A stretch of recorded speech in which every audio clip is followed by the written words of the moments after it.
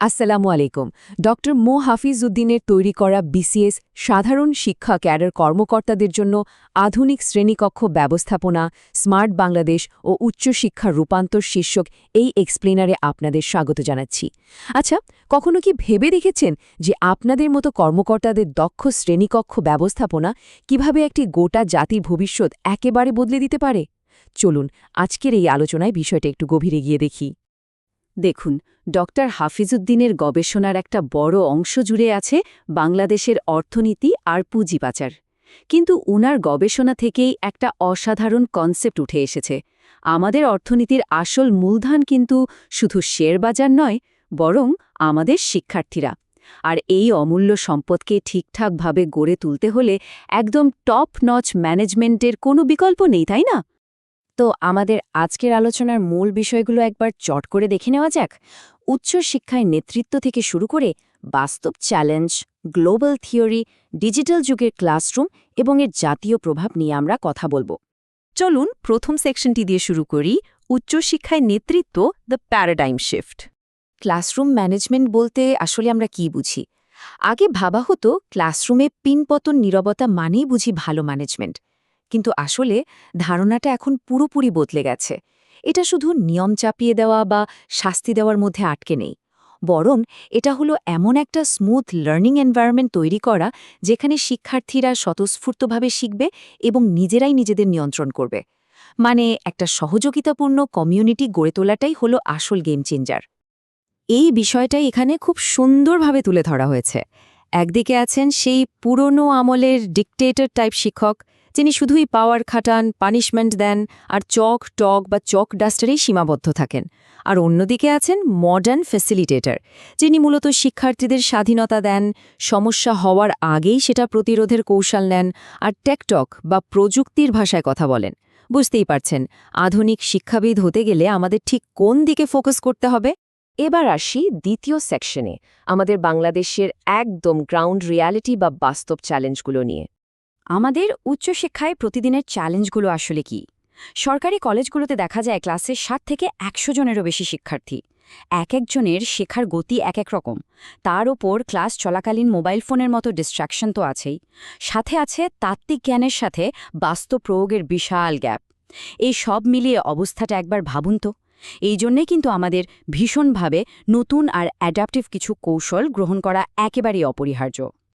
আর সেই কৌশলগুলো নিয়েই আমাদের তৃতীয় সেকশন, তত্ত্ব থেকে কিভাবে আমরা বাস্তবে কাজ করব। আমাদের দেশীয় প্রেক্ষাপটের একদম লোকাল একটা এক্সাম্পল দেই। হাবিব স্যারের 3টে নিয়ম, খুবই সিম্পল কিন্তু মারাত্মক এফেক্টিভ। 1. কথা শুরু করার আগে সবার চোখে চোখ রাখা। 2. কেউ কথা বলার সময় তাকে না থামানো। আর 3. শোনার পর ফিডব্যাক দেওয়া, যাতে সবাই বুঝতে পারে যে আপনি কথাটা আসলেই শুনেছেন। আমাদের নিজস্ব পরিবেশ থেকে উঠে আসা এই 3টে সাধারণ নিয়ম কিভাবে ক্লাসে মুহূর্তের মধ্যে মনোযোগ আর পারস্পরিক শ্রদ্ধাবোধ তৈরি করে, সেটা সত্যিই অবাক করার মতো। এর পাশাপাশি আরও 2টো দারুণ কনসেপ্ট আছে, থিঙ্ক পেয়ার শেয়ার এবং preferred activity time. Think pair share মানে হলো একটা টপিক দিয়ে শিক্ষার্থীদের প্রথমে একা ভাবতে দেওয়া, এরপর দুজন মিলে আলোচনা করা এবং শেষে সবার সাথে বিষয়টা শেয়ার করা। আর ফ্রেড জোনসের প্রেফার্ড অ্যাক্টিভিটি টাইম বিষয়টা হলো কাজ আগে শেষ করলে রিওয়ার্ড হিসেবে শিক্ষার্থীদের পছন্দের কোনো কাজ করতে দেওয়া। এই ধরনের ইন্টারঅ্যাক্টিভ মেথডগুলো ব্যবহার করলে ক্লাসে শিক্ষক শিক্ষার্থীর মধ্যকার অহেতুক দ্বন্দ্বগুলো ম্যাজিকের মতো দূর হয়ে যায়। এবার আমাদের ব্যবহারিক টুলবক্সে ইংল্যান্ডের একটা মজার উদাহরণ শেয়ার করি, কমপ্লিমেন্ট জার বা প্রশংসার বয়াম। ক্লাসে কেউ ভালো কিছু করলে একটা কাঁচের জারে একটা মার্বেল রাখা হয়। জারটা ভর্তি হলেই সবার জন্য ফান ক্লাস ডে। এই ছোট একটা ব্যাপার শিক্ষার্থীদের মধ্যে কি পরিমাণ কোঅপারেশন আর পজিটিভ ভাইব তৈরি করে তা ভাবাই যায় না। সবাই মিলে একটা রিওয়ার্ড পাওয়ার আনন্দ ক্লাসরুমের পরিবেশটাই বদলে দেয়। আচ্ছা, এবার 4 নম্বর সেকশনে যাই, গ্লোবাল থিওরি বা ব্যবস্থাপনার মনস্তত্ত্ব নিয়ে। পৃথিবীর বড় বড় থিওরিস্টরা এই ব্যাপারগুলোকে কিভাবে দেখছেন, এই টেবিলটা খুব সুন্দরভাবে সেটা বুঝিয়ে দিচ্ছে। বিএফ স্কিনারের বিহেভিয়ারিজম আমাদের দেখাচ্ছে কিভাবে পজিটিভ বা নেগেটিভ রিএনফোর্সমেন্ট কাজে লাগাতে হয়। জ্যাকব কুনিনের লেসন ম্যানেজমেন্টের সবচেয়ে স্ট্রং পয়েন্ট হল উইথ ইটনেস, মানে ক্লাসের কোন কোনায় কি হচ্ছে শিক্ষকের সেই সজাগ দৃষ্টিটা থাকা। আর উইলিয়াম গ্লাসার বলছেন শিক্ষার্থীদের আনন্দ, স্বাধীনতা আর ক্ষমতার চাহিদাগুলো যদি আপনি পূরণ করতে পারেন তাহলে ক্লাসে আর কোনো বিশৃঙ্খলাই থাকবে না। থিওরি আর প্র্যাকটিসের কি দারুণ একটা মেলবন্ধন। আমাদের ৫ নম্বর সেকশনটা কিন্তু ভীষণ যুগোপযোগী, ডিজিটাল যুগের শ্রেণীকক্ষ বা টেকটক ইন্টিগ্রেশন। এখন দেখুন, শুধু ক্লাসে গ্যাজেট থাকলেই তো হবে না, এর জন্য একটা ক্লিয়ার গাইডলাইন থাকা খুব জরুরি। ডিস্ট্রিক্ট আইটি সাপোর্ট স্টাফদের সাথে নিয়ে ডিভাইসের সঠিক ব্যবহার আর সেফটির বাউন্ডারিগুলো ঠিক করে নেওয়াটা অপরিহার্য। ক্লিয়ার রুলস বা সুনির্দিষ্ট নীতিমালা না থাকলে এই ডিজিটাল টুলগুলোই কিন্তু আবার ক্লাসের সবচেয়ে বড় ডিস্ট্র্যাকশন হয়ে দাঁড়াতে পারে। আসলে ডিজিটাল যুগের সফল বাস্তবায়নের মেইন ফান্ডাটাই হল চকটক থেকে পুরোপুরি টেকটকে শিফট করা। মাল্টিমিডিয়া প্রজেক্টর তো থাকছেই, সাথে কাহুটের মতো গেমিফিকেশন টুলস বা গুগল ক্লাসরুম, এগুলো পড়াশোনাকে আক্ষরিক অর্থেই অনেক বেশি আনন্দদায়ক করে তোলে। তবে হ্যাঁ, একটা কথা সবসময় মনে রাখতে হবে, টেকনোলজি কিন্তু শুধু একটা টুল বা যন্ত্র নয়, এটা এমন একটা পাওয়ারফুল মাধ্যম যা পুরো শেখার প্রক্রিয়াটাকে শিক্ষার্থী কেন্দ্রে করে তোলে। আমরা একদম শেষ পর্যায়ে চলে এসেছি, ৬ নম্বর সেকশন, জাতীয় সমৃদ্ধি ও এর চূড়ান্ত প্রভাব।